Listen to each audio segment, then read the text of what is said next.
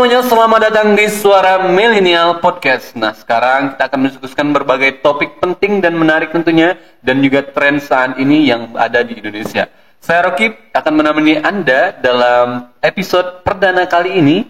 Nah, pada hari ini kita akan membahas salah satu proyek yang bersejarah dan tentunya besar di Indonesia, yang mana Jokowi sudah meresmikan proyek yang sangat apik tentunya untuk seluruh masyarakat Indonesia, yaitu memindahkan ibu kota negara dari Jakarta ke Kalimantan pada tahun 2022 kemarin.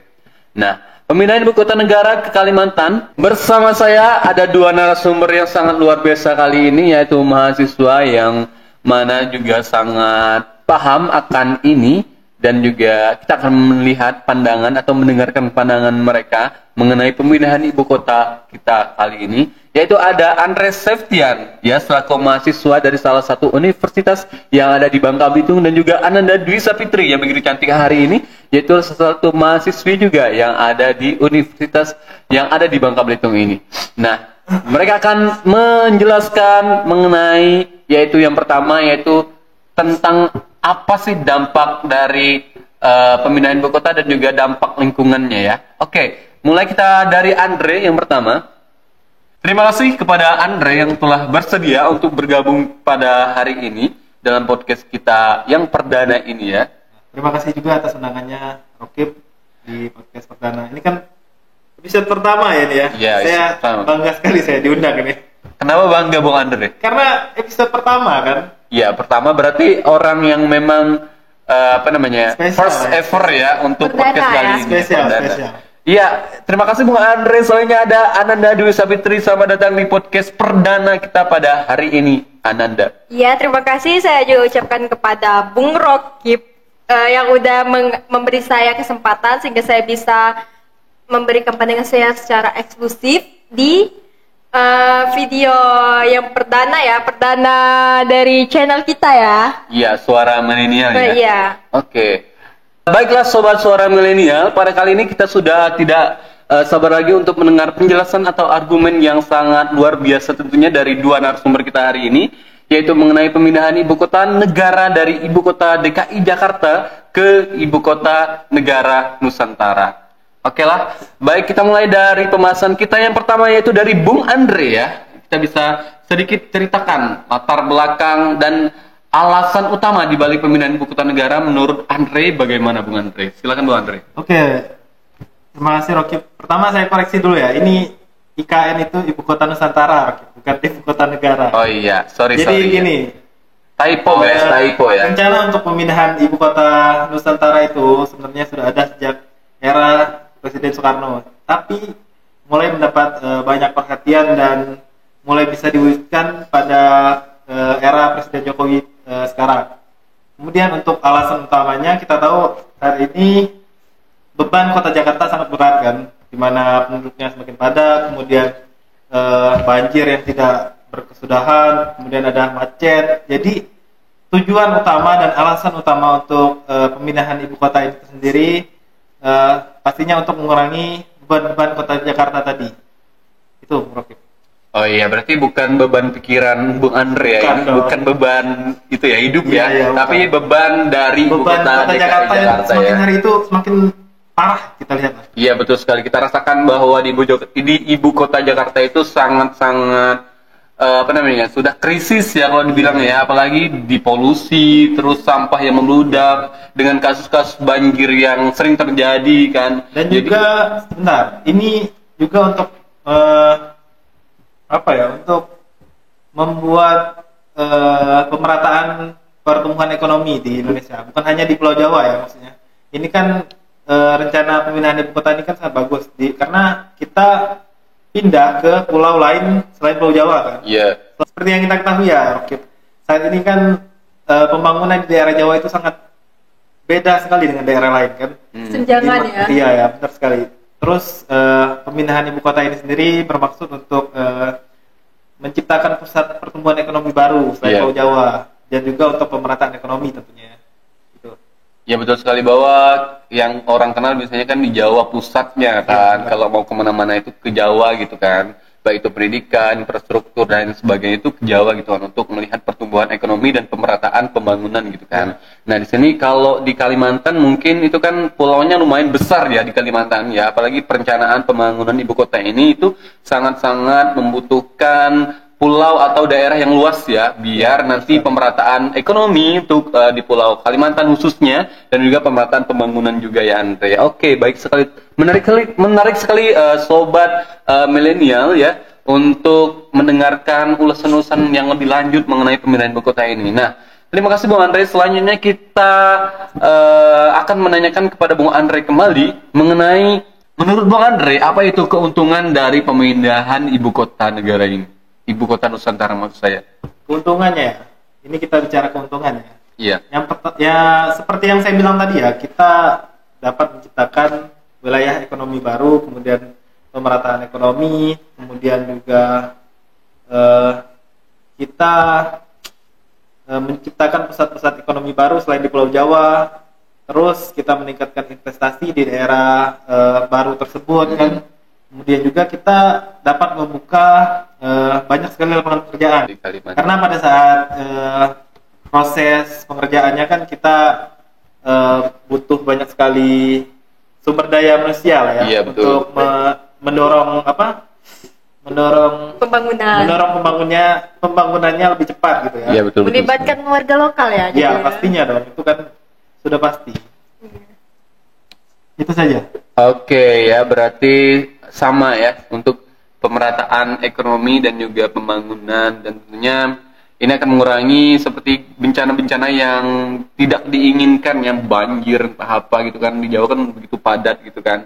Terus hal-hal lain yang memang tidak diinginkan seperti gempa bumi juga kan. Jadi di sini pemerintah sudah memikirkan matang-matang untuk pemindahan ibu kota ini di Pulau Kalimantan, yang mana ini sangat minim ya untuk hal-hal gempa gitu kan, apalagi mempunyai wilayah yang luas seperti untuk gempa bumi itu sudah didetek itu sangat minim atau sudah direncanakan dari jauh-jauh hari untuk pemindahan ini. Oke, selanjutnya terima kasih Bung Andre ya untuk penjelasan yang apiknya mengenai dampak-dampak yang akan terjadi dan keuntungan dari pemindahan ibu kota ini. Selanjutnya kita beralih ke Ananda Dwi Sapitri yang begitu cantik ya hari ini. Tentunya ya, sebagai seorang mahasiswa, menurut Ananda, pandangan mengenai dampak lingkungan untuk pemindahan ibu kota ini seperti apa, Ananda Dwi Sapitri? Silakan. Iya, baiklah. Terima kasih kepada Rokib. Menurut saya, dari sudut pandang saya di sini mengambil sudut pandang tentang lingkungan. Iya. Nah, dari sudut pandang lingkungan ini, menurut saya proyek sebesar ini tentunya memiliki dampak yang signifikan terhadap lingkungan ya, Bung Rokib ya. Iya, betul sekali. Di mana salah satu kekhawatiran utamanya adalah potensi kerusakan hutan dan habitat satwa liar di Kalimantan. Pembangunan infrastruktur ini tentunya bisa mengancam habitat asli di Kalimantan tersebut ya. Di mana kita mengetahui bahwa Kalimantan itu merupakan tempat hutan tropis yang terbesar salah satu di dunia ya, sehingga ibaratnya Kalimantan ini disebut juga salah satu paru-paru dunia ya. Selain itu, resiko pencemaran air dan udara dari pembangunan tersebut perlu kita khawatirkan bagaimana dampaknya terhadap lingkungannya. Penting untuk kita memastikan bahwa pembangunan ini dapat dilakukan dengan cara yang berkelanjutan, yang meminimalkan dampak negatif terhadap lingkungan, sehingga dampak tersebut tidak memberi pengaruh buruk terlalu banyak terhadap lingkungannya, Bung Rokib. Iya, itu ya berarti untuk Ananda untuk dampak lingkungannya. Iya. Tentu ini adalah kekhawatiran utama dari masyarakat setempat atau orang Kalimantan lah intinya untuk dampak lingkungan yang terjadi jika dipindahkan ke Pulau Kalimantan gitu ya. Namun tentunya kalau sudah sudah memikirkan untuk pemindahan ibu kota, pemerintah mungkin sudah lebih tahu ya bagaimana cara untuk mengatasi hal-hal yang tidak diinginkan, terutama untuk dampak lingkungan ini. Oke, lanjut kita ke pertanyaan selanjutnya, itu apa yang bisa dilakukan atau untuk mengurangi dampak lingkungan ini, Ananda? Tadi kan sudah menjelaskan dampak-dampak yang atau kekhawatiran buruk terhadap lingkungan di Kalimantan. Ini bagaimana pandangan kamu untuk mengurangi dampak lingkungan yang terjadi nanti gitu? Iya, seperti kata Bung Rokib tadi, pemerintah pastinya sudah merencanakan untuk meminimalkan dampak tersebut Dan sesuai yang direncanakan, pemerintah membangun IKN itu sendiri yang kita khawatirkan itu perusakan hutan tropisnya ya. Iya, betul. Nah, betul. pemerintah itu udah merencanakan bahwa pembangunan IKN itu dilakukan di hutan yang sudah terlanjur menjadi hutan produksi, Bung Rokib. Jadi tidak terlalu merusak hutan dan tidak merusak hutan tropis yang kita khawatirkan akan dirusak di Kalimantan untuk pembangunan IKN itu sendiri. Dan untuk memastikan bahwa pembangunan tersebut harus dilakukan dengan berkelanjutan, maka perencanaan yang matang itu berguna untuk menjaga dan melindungi lingkungan, di mana penggunaan teknologi yang ramah lingkungan, pengelolaan limbah yang baik, serta pelibatan masyarakat lokal dalam perencanaan dan pelaksanaan proyek tersebut adalah langkah-langkah yang perlu diambil oleh pemerintah. Selain itu, pemantauan dan evaluasi lingkungan yang ketat harus dilakukan secara berkala untuk memastikan bahwa dampak negatif dapat dikendalikan atau Diminimalisir diminimalisir, dikontrol, dapat terkontrol ya. oleh pemerintah gitu ya. Iya. Jadi isu-isu mengenai pemindahan ibu kota baru ini, proses pembangunannya itu merusak pohon-pohon lah, merusak hutan, itu salah ya sebenarnya. Karena seperti yang disampaikan Ananda tadi, IKN ini bertempatan di Hutan produksi ya. Gitu ya. Hutan yang sudah terlanjur jadi hutan produksi, sehingga hutan tropis itu tidak dirusak. Itulah kenapa ikan ini juga diancang-ancang jadi ibu kota negara dengan hutan tropis terbesar di dunia. Berarti di samping hutan produksi itu hutan tropis berarti ya? Enggak, hutan produksi aja Rokib yang dipakai. Iya, maksud saya yang digunakan hutan produksi ya. Nah, jadi hutan tropis itu tidak diganggu berarti dilindungi, ya. dan dilestarikan. Iya. Ngerti. Karena kan di sana kan banyak satwa-satwa yang dilindungi. Iya, mungkin benar. Satwa-satwa yang memang langka gitu kan. Jadi kalau diberantas itu kan sayang kan. Iya. Betul sekali. Nah, tadi menyinggung mengenai sedikit tentang teknologi ya, sobat milenial, teknologi. Tentu sekarang ini untuk penggunaan teknologi itu sangat-sangat diperlukan, apalagi untuk pembangunan ibu kota seperti ini ya, biar tetap ramah lingkungan dan juga mengetahui pemantauan-pemantauan yang akan dilakukan secara berkala untuk pembangunan ibu kota ini. Ya, terima kasih kepada Ananda yang sudah menjelaskan mengenai dampak lingkungan ini. Berarti sobat milenial sudah tahu ya, berarti sangat bermanfaat sekali ya penjelasan dari Ananda mengenai dampak lingkungan ya. Berarti tidak merusak lingkungan ya, karena digunakannya hutan produksi gitu ya. Oke, meminimalkan ya. Oke, lanjut kita ke Andre ya, kembali ke Andre, Bung Andre. Bisa dijelaskan Andre, menurut pandangan kamu ya, di sini kan sudah familiar mungkin ya untuk smart city gitu kan. Nah, mungkin sudah diterapkan di beberapa negara. Nah, dengan pemindahan ibu kota ini mungkin bisa diterapkan smart city itu. Pandangan Bung Andre gimana, Bung Andre? Ya, berbicara mengenai smart city ya, tentunya kita juga berbicara mengenai penggunaan teknologi canggih, kemudian penggunaannya untuk meningkatkan kualitas hidup dan efisiensi operasional kota ya. Ini dalam konteks smart city kan. Iya. Terus penerapan konsep smart city di ibu kota baru ini, nantinya kita akan menggunakan banyak sekali sensor-sensor IoT untuk mengelola infrastruktur kota secara real time, seperti pengelolaan lalu lintas, kemudian pencahayaan jalan otomatis, dan sistem manajemen air pintar. Dan juga selain smart city tadi, Rokib, di ibu kota baru ini kita juga akan menggunakan energi terbarukan yang telah digunakan secara luas untuk mengurangi jejak karbon, kemudian ruang hijau yang akan diintegrasikan ke dalam desain kota untuk mendukung kesehatan dan kesejahteraan penduduk di kota tersebut. Wah, konsep dari smart city ini sangat menarik berarti ya. Banyak sekali penerapan teknologi di masa depan yang mana mungkin sudah diterapkan oleh negara-negara lain ya. Jadi kalau diterapkan di negara kita, Indonesia tentunya, dan untuk ibu kota baru ini itu akan menjadi satu hal yang baru atau terobosan baru ya, yang belum pernah. Pastinya ini ibu kota baru ini akan menjadi kota paling canggih Iya Di ya, Indonesia diharapkan sih. ya kalau menggunakan smart city nih Bung Andre ya. Itu ya kalau diterapkan gitu ya. Tapi ini baru pandangan Bung Andre gitu mengenai smart city. Nanti kalau terapkan atau enggaknya itu tergantung dari stakeholder yang di sana berarti ya. Oke, oke, oke. Iya, tapi isunya ya, Iya. IKN ini sendiri diancang-ancang akan menjadi diterapkan smart city di IKN itu ya. Jadi perencanaannya IKN ini akan jadi smart city dengan hutan tropis terbesar di dunia. Ya, begitu isunya ya. Jadi sudah sah ya bahwa Iya. konsep smart city itu akan dipakai di ibu kota baru. Iya, iya. Wah, luar biasa sekali ya berarti Sobat Milenial untuk konsep Smart City ini. Semoga nanti bisa dilaksanakan dan direalisasikan secara matang lah intinya oleh pemerintah gitu ya untuk konsep dari Smart City ini ya.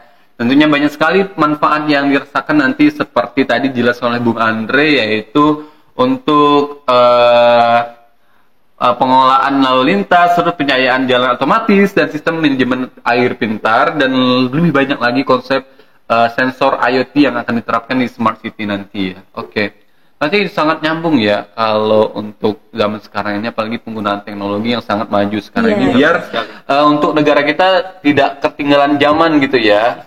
Karena negara-negara lain mungkin udah dulu duluan, ya menerapkan ini, namun saya rasa penggunaan biaya yang begitu besar ya kalau penggunaan dari Smart City ini. Betul nggak menurut kalian? Iya, benar. Tapi kalau soal biaya ini isunya ya, Iya. IKN sendiri banyak investor asing yang ikut Oh, berinvestasi iya, iya, pada betul, IKN betul, ini betul. sendiri.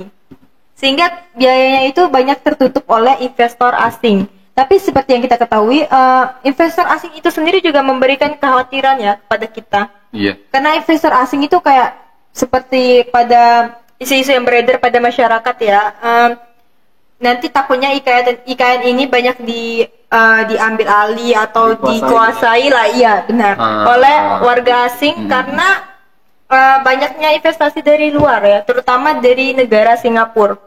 Dan warga negara Singapura itu juga diancang-ancang juga ikut pindah ke IKN itu sendiri. Wah, berarti ada kekhawatiran juga ya untuk penggunaan dari Smart City ini, karena banyak sekali menggunakan investor asing itu masuk ya untuk pembangunan kita ini gitu ya. Soalnya pemindahan ibu kota kan meskipun dia Smart City atau tidak, itu pembangunannya memakan biaya yang sangat besar. Iya, apalagi menggunakan Smart City ini ya berarti. Iya, itu tambah jadi kuadrat. Iya, kuadrat. Iya. 2 kali lipat. Takut menjadi bumerang Kubik-kubik Iya. untuk negara sendiri ya. Iya. Iya, betul. Kayak yang apa di animasi Simpson. ya di Simpson itu kan ada ramalannya, dilihat di petanya Indonesia bagian Indonesia itu udah masuk ke Singapura ya. Nggak tahu ya itu. Ada bagian yang sudah masuk ke Singapura. Iya, ya. Kalimantannya ya. Kan Kita tidak- berdekatan ya. Tidak mengharapkan ya. Iya, hanya teori Ya, yang kita tidak tahu berarti ya. ya kita yang berharap yang terbaik. Tapi kadang-kadang ramalan itu benar loh. Iya kan? Ngomong-ngomong ramalan. Iya. Bukan Tapi ramalan sih, percaya kayak nggak percaya ya, tapi prediksi. Oh, boleh Prediksi. percaya boleh enggak ya, tapi kalau kadang-kadang Sebagai preferensi kita Iya. ya. iya, betul. Untuk mempersiapkan diri ya kan. Ya, betul sekali ya. Wah, menarik sekali ya dengan orang-orang yang begitu hebat. Oke ya, berarti itu ya pengasih untuk Nanda dan Bung Andre sudah memberikan argumen yang mengenai Smart City ini. Tentunya kalau pembahasan mengenai Smart City ini tidak cukup untuk berapa waktu saja, harus membutuhkan waktu yang lama ya sebagai mahasiswa tentunya yang mempunyai pola pikir yang begitu kritis gitu ya. Oke, lanjut ya, kita mengucapkan terima kasih banyak pada Andre dan Ananda ya atas wawasan yang dan pandangan kalian. Kita sudah banyak membahas manfaat dan tantangan dari pemindahan ibu kota ini. Apakah ada kesan atau pesan terakhir untuk disampaikan ke pendengar sobat milenial ini?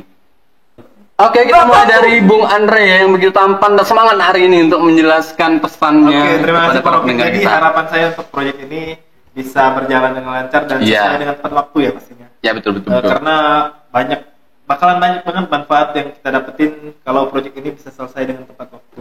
Terus satu hal yang penting juga untuk tetap menjaga keseimbangan antara pembangunan dan juga pelestarian lingkungan ya. Serta memastikan semua pihak tuh terlibat dengan benar. Itu saja. Oke. Iya, berarti kalau bisa tepat waktu dan tidak makan waktunya banyak. Karena gitu kalau molor kan kita tahu lah, dananya pasti Semakin banyak mengalir makin ya. apa ya, meluber lagi lah, makin membesar gitu kan, membengkak. benar. Ya, mengenai membahas dana-dana ini itu di luar ranah kita ya, karena kita tidak tahu ya. Tapi yang pasti kita juga mau merasakan IKN dong, ya kan? Iya. Ya kan? Kita mau merasakan IKN yang katanya akan menjadi salah satu kota ataupun ibu kota yang tercanggih di dunia gitu kan tadi kan. Itu banyak pandangan-pandangan orang mengenai hal ini gitu ya. Nanti di IKN pakai logo ya. Lo gue ya. Iya. Itu dari mana? Asik lu bang. Nanti kalau orang dulu kan kalau di Jakarta nyebut lo dari Kalimantan ya, kayak itu kan. Kalau Kayak dari Kayaknya beda lagi deh kayaknya. Ada bahasa Kalimantan lagi di sini ya. kalau udah jadi IKN berarti lo dari Jakarta ya gitu. Jadi Jakarta itu nggak wah lagi ya tuh ya. Kayaknya Iya, bisa pakai iya, lo iya. gue lagi deh di Ngerti, ngerti. Jadi apa, jadi apa? Kalimantan. Nggak tahu nanti Pakainya ada itu. UNI baru. ya. Ya mungkin UNI. kayaknya bahasa Inggris tuh. Iya, Karena kan iya. dewasa imposter. Iya, Iya. UNI ya, UNI. Pakai Eke misalnya gitu kan. Itu jelek Rocky. Ih, jelek ya. Oke, kita lanjut ya. Yang cantik cuma kamu Nanda. Iya. Nanti beli es krim ya habis ini. Oke, saya setuju sekali dengan pendapat Andre ya. Berharap pemerintah dan masyarakat dapat bekerja sama untuk memastikan bahwa pemindahan ibu kota ini itu dilakukan dengan cara yang berkelanjutan dan bertanggung jawab ya. Kita harus memikirkan masa depan generasi mendatang dan menjaga alam kita. Betul sekali ya. Karena yang Andre jelaskan tadi yaitu mengenai pemindahan ibu kota ini banyak diharapkan membuka lapangan baru dan juga untuk seperti yang dijelaskan Nanda tadi untuk terjaganya alam kita juga gitu ya. Oke, yang terakhir ini adalah pendapat dari Ananda Dwi Sapitri untuk generasi muda atau masyarakat Indonesia mengenai pemindahan ibu kota ini atau pesannya gitu gimana? Silakan Anda. Oke, baiklah.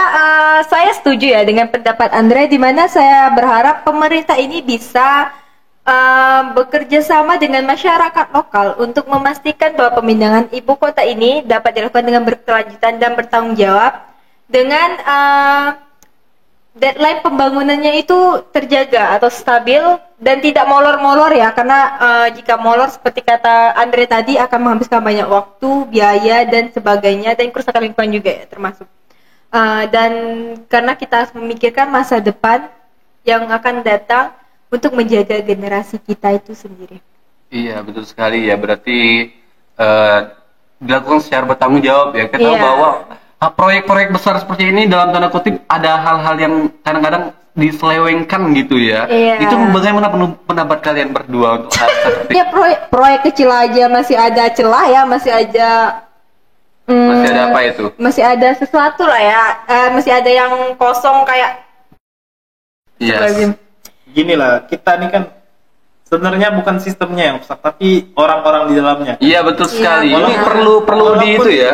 Orang baik masuk ke dalam sistem karena orang di dalamnya sudah rusak, maka yang Iya. baru ini bakal ikutan juga, rusak. Iya. Ikut-ikutan berarti ya. Itu ya SDM kita tuh sangat terpengaruh gitu ya. Iya, sebenarnya. benar. Kalau nggak terpengaruh nggak mungkin negara kita Kurang maju dari yang lainnya. Iya, betul sekali. Apalagi SDA kita sangat-sangat kaya gitu ya. Iya, kita lihat Pulau Indonesia ini apa sih yang nggak punyanya? Iya, nanti kita bahas untuk hal-hal seperti korupsi